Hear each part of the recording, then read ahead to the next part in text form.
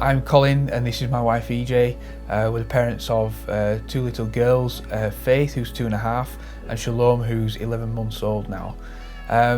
When we got married we were told not even to bother try having kids because EJ had some medical problems when she was a bit younger, and we were told that there would be 95% ectopic pregnancy. Anyway, we decided to try. Well, we found out we were expecting Faith's first birthday, so 2 children in 22 months. Yeah. It's quite some going. Yeah.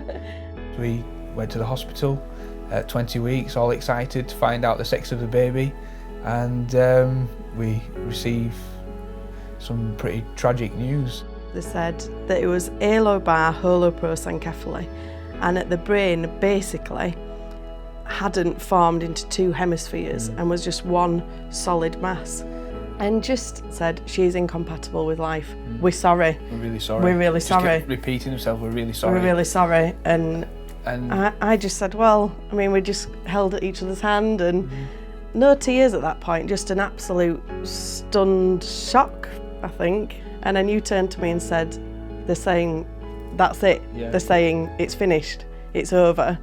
And they said, we'll give you a few minutes to kind of come to terms with that. Walked outside. 5 or 10 minutes later, they walked back in and said, have you got any questions? I said, yeah. How long do you expect her to survive? What's her life going to be like if she survives? You know, all this kind of thing. And they were like, like fumbling with papers, looking at each other, a bit kind of nervous, really. And I said, we're not terminating. I think the doctors were quite shocked at our decision to keep the baby, even with this quite severe abnormality with the brain. They said, look, go for your MRI scan. It'll just give us more information because we can get into more detail, and then, you know, maybe you'll think again. So following the MRI scan, they told us that it wasn't alobar, but it was semi-lobar, so the brain had half split. That was a little bit more positive. They said to us she might survive to birth, she might survive birth itself. If she does, you're looking at minutes, hours. The doctors could not predict what she would behave like, what she would look like, and that's evident when you see her now. Hello. Then when they offered us abortion in a situation where she would possibly survive,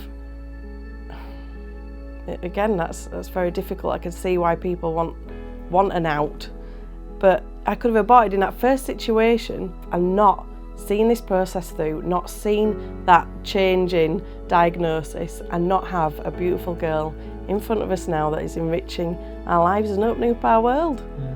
When you're given a diagnosis with another child, your heart as parents goes out to your other siblings. And I was thinking, oh, you know, Faith's not going to have a sibling for life, she's going to lose a sister, and that impact on her. But actually the positive impact is phenomenal. She knows that she's different, definitely. And she says, Mummy, I don't have peace forever, because she calls Shalome peace. And I said, well, and looked at her and she said, oh, Shalome belongs to Jesus, doesn't she? And I was like, yeah. Blah, blah. You know your sister belongs to Jesus, don't you? No. And we treasure her while we've got her. Do you love your sister, Faith? Yes. Yeah. A lot of people do ask us, why did you carry on with the pregnancy? Why did you decide to have her? And I just put it down to the fact that just because the child is in the womb doesn't mean it's not a life. Personally, we think that life starts at conception. So we pursued, and she arrived, and she's still with us now, and we're taking every day at a time. We were adamant that we wanted to choose life, and I found it quite upsetting, really, that abortion was always talked about at every single meeting or appointment. But at those appointments, they should have said to us, shouldn't they, if you're choosing life, then there's this support in place, you know, there's hospices, there's hope there. That would have helped us celebrate and helped us feel more prepared and not alone.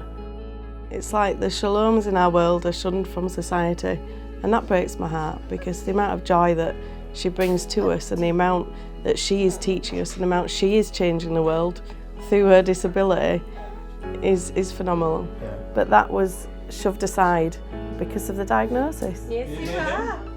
My advice to families facing our situation or our diagnosis or any pregnancy with complication, I would say don't jump to conclusions.